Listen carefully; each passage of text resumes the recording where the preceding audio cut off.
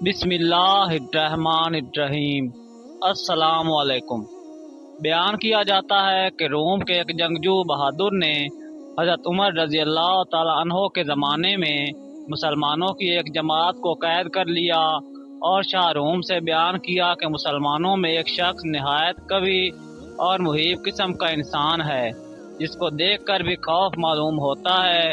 یہ سن کر بادشاہ روم نے اس شخص کو دیکھنے کے لیے طلب کیا۔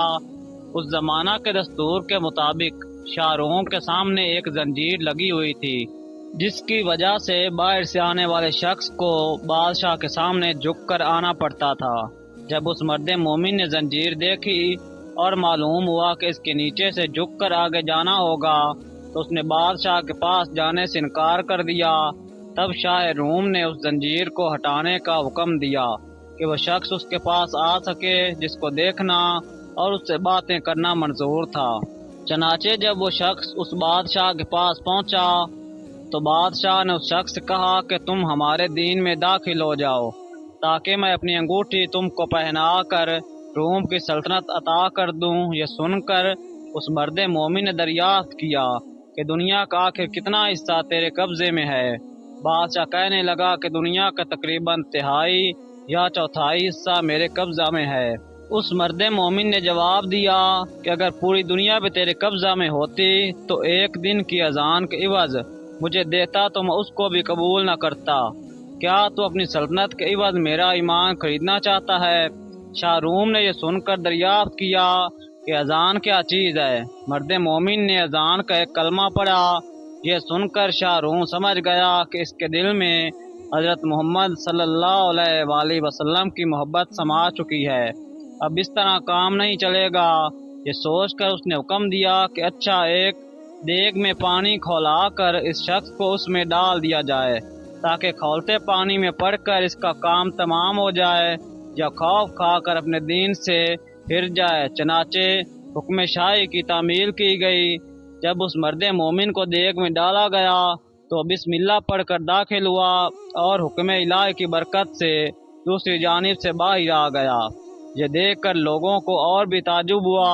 اس کے بعد بادشاہ نے حکم دیا کہ ایک اندھیری کوٹھڑی میں اس کو بند کر دیا جائے اور 40 دن تک سوائے خنزیر اور شراب کے اور کوئی چیز اس کو نہ دی جائے۔ چنانچہ اس کی تعمیل کی گئی اور جب 40 روز کے بعد کوٹھڑی کھولی گئی تو لوگوں نے دیکھا جو کچھ اس میں ڈالا گیا تھا اس میں سے مردی مومن نے کچھ بھی نہ کھایا۔ دریافت کیا گیا آخر تو نے اس میں سے کیوں نہیں کھایا؟ حالانکہ شریعت محمدی میں ایسی ضرورت کے وقت اس کا استعمال جائز ہے۔ مرد مومن نے جواب دیا کہ اگر میں اس میں سے کچھ کھا لیتا تو تم کو خوشی ہوتی، میرا مقصد تو تم کو غصہ دلانا ہے۔ پھر بادشاہ اس سے کہنے لگا کہ اچھا، اگر تو مجھے سجدہ کر لے تو میں تجھے اور تیرے ساتھیوں کو چھوڑ دوں گا۔ یہ سن کر مرد مومن نے جواب دیا کہ حضرت محمد صلی اللہ علیہ وآلہ وسلم کے دین میں خدا کے سوا کسی کو سجدہ کرنا جائز نہیں۔ اس کے بعد شاہ روم نے کہا کہ اچھا، میرا ہاتھ چوم تاکہ میں تم کو اور تمہارے ساتھیوں کو رہا کر دوں۔ مرد مومن نے جواب دیا کہ ہاتھ کا بوسہ دینا صرف باپ، سلطان عادل اور استاد کے لیے جائز ہے، دوسرے کے لیے نہیں۔ پھر شاہ روم نے کہا کہ اچھا، میری پیشانی کو بوسہ دو۔ اس مرد مومن نے جواب دیا کہ ہاں، یہ ایک شرط کے ساتھ ممکن ہے۔ بادشاہ نے کہا جس طرح تم کو منظور ہو۔ اس مرد مومن نے اپنی آستین اس کی پیشانی پر رکھی اور اس کو چوم لیا اس نیت سے کہ میں اپنی آستین کو بوسہ دے رہا ہوں۔ اس کے بعد اس مرد مومن اور اس کے ساتھیوں کو بہت کچھ مال و زر دے کر رہا کر دیا اور حضرت عمر رضی اللہ تعالیٰ عنہ کو خط لکھا کہ اگر یہ شخص ہمارے شہر میں ہمارے دین پر ہوتا تو ہم اس کی پرستش کیا کرتے۔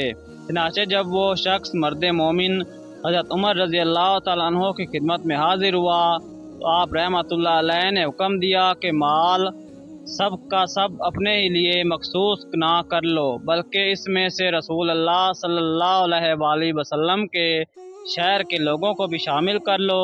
یہ سن کر مرد مومن نے اس کی تعمیل کی اور جو عطیہ یا نذرانہ اس کو ملا تھا اس میں سب لوگوں کو شریک کر لیا۔ سچ ہے جو شخص ایمان و اخلاص کے ساتھ اللہ اکبر پر بھروسہ کرتا ہے، اللہ تعالیٰ ہر حال میں اس کی مدد فرماتا ہے۔